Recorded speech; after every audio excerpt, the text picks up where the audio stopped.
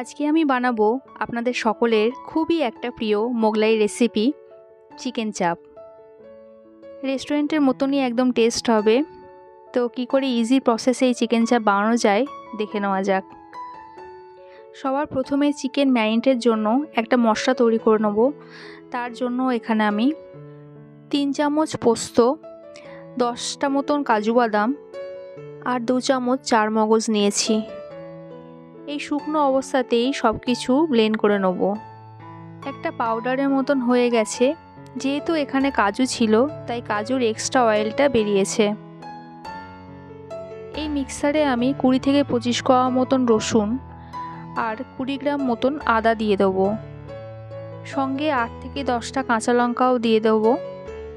যদি একটু বেশি স্পাইসি খান তাহলে লঙ্কার সংখ্যা বাড়াতে পারেন। এরই সাথে 3টে মিডিয়াম সাইজের পেঁয়াজের টুকরো দিয়ে দেবো। এখানে কাঁচা পেঁয়াজের পরিবর্তে পেঁয়াজের বেরেস্তা ব্যবহার করলে টেস্টটা একটু বেশি ভালো হবে, কিন্তু যেহেতু এটা আমি ইজি আর সিম্পল প্রসেসে করব তাই একসাথে সব কিছু ব্লেন্ড করে নেব। আর সবশেষে এখানে আমি 3 চামচ টক দই দিয়ে দেবো। আর এই সব কিছু একসঙ্গে একটা ভালো পেস্ট করে রাখবো। এই পেস্টটাই কিন্তু চিকেন চাপের মেন উপকরণ। এখানে আমি 1.5 কেজি চিকেন নিয়েছি। দোকানে একটু বড় সাইজের চিকেন হয়, যেমন একটা লেগ পিস গোটা বা একটা বডি পার্ট গোটা। আমি যেহেতু বাড়িতে রান্না করছি তাই একটু ছোট আকারে কেটে নিয়েছি। আর প্রতিটা চিকেন পিসে এরকম 2-3টে করে কাট করে নিয়েছি, যাতে মশলাগুলো চিকেনের ভেতরে ভালো করে ঢুকে যেতে পারে। আগে থেকে তৈরি করে রাখা পেস্টটা চিকেনের মধ্যে এবার দিয়ে দেবো। সঙ্গে আরও 3 চামচ ফ্যাটানো টক দই দিয়ে দেবো। তার মানে আমি এখানে টোটাল 6 চামচ টক দই দিলাম। 1 চামচ গোলমরিচের গুঁড়ো দেবো। এটা অপশনাল, আপনারা চাইলে নাও দিতে পারেন। সঙ্গে 2 চামচ কাশ্মীরি লঙ্কার গুঁড়ো দিয়ে দেবো। এই লঙ্কার গুঁড়োটা শুধুই রঙের জন্য। 1 চামচ মতন জয়িত্রী গুঁড়ো দেবো। সঙ্গে স্বাদ মতো নুনও দিয়ে দেবো। আর একটা গোটা জায়ফল এরকমভাবে গ্রেট করে দিয়ে দেবো। আপনারা চাইলে মিক্সিতে গুঁড়ো করেও দিতে পারেন। আর এই সব উপকরণগুলো একসঙ্গে চিকেনের গায়ে ভালো করে মাখার জন্য 1/2 কাপ মতন সাদা তেল দিয়ে দেবো। সব মশলা প্রতিটা চিকেনের গায়ে ভালো করে মাখিয়ে নিতে হবে। বিশেষ করে চিকেনে যে অংশগুলো কাট করা আছে সেইগুলোতে যাতে মশলাটা ভালো করে ঢুকে যায় সেটা দেখতে হবে। আর এই চিকেনটা ওভারনাইট ম্যারিনেট করে রাখতে পারলে খুবই ভালো হয়। আর যদি সময় কম থাকে তাহলে মিনিমাম 3 থেকে 4 ঘন্টা ম্যারিনেট করে রাখতে হবে। তবে ফ্রিজ থেকে বার করার পর মিনিমাম আধ ঘন্টা রুম টেম্পারেচারে রাখবেন, তারপরেই কিন্তু রান্না করবেন। আমি এখানে 4 ঘন্টার মতনই চিকেনটা ম্যারিনেট করার টাইম পেয়েছি। আর রান্না করার জন্য এরকম একটা ননস্টিক কড়াই নিয়ে তাতে 1 কাপ মতন সাদা তেল দিয়েছি। সঙ্গে 4 টেবিল চামচ মতন ঘি দিয়ে দিয়েছি। আর তেল আর ঘিটা গরম হলে তাতে 4 থেকে 5টা এলাচ একটু ফাটিয়ে দিয়ে দিয়েছি। এলাচ আর ঘিয়ের একটা সুন্দর গন্ধ বেরোলে এর মধ্যে ম্যারিনেট করা চিকেন একটা একটা করে এরকমভাবে দিয়ে দেবো।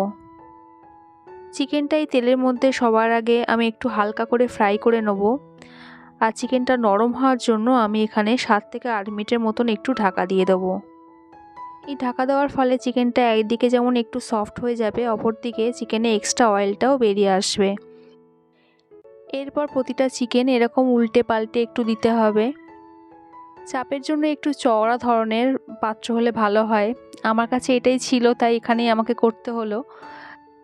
আপনারা চেষ্টা করবেন একটু বড় ধরনের বা চওড়া ধরনের পাত্র নেওয়ার, তাতে চিকেনটা নাড়তে একটু সুবিধা হবে। এরপর এখানে চিকেন ম্যারিনেট করার বাকি মশলাটা দিয়ে দেবো।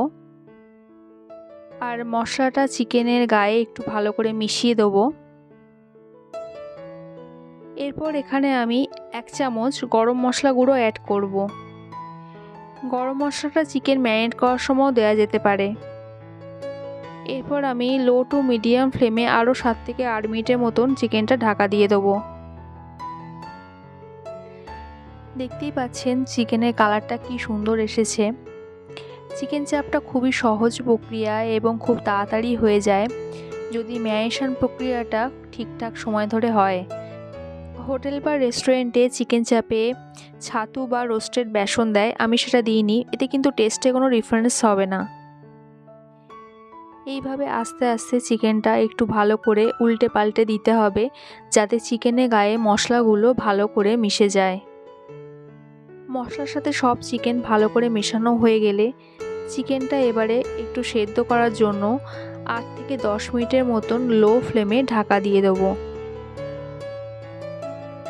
দেখতেই পাচ্ছেন এই রান্নায় কিন্তু আমি একদম জল ব্যবহার করিনি, তাও চিকেন থেকে কীরকম জল বেরিয়ে গেছে এবং সেই জলেই চিকেনটা সেদ্ধ হয়ে গেছে। দই দিয়ে ম্যারিনেশন করার ফলে কিন্তু এই জলটা আসে আর চিকেনটাও তাড়াতাড়ি সেদ্ধ হয়ে যায়। চিকেন চাপ আমাদের প্রায় রেডি হয়ে গেছে।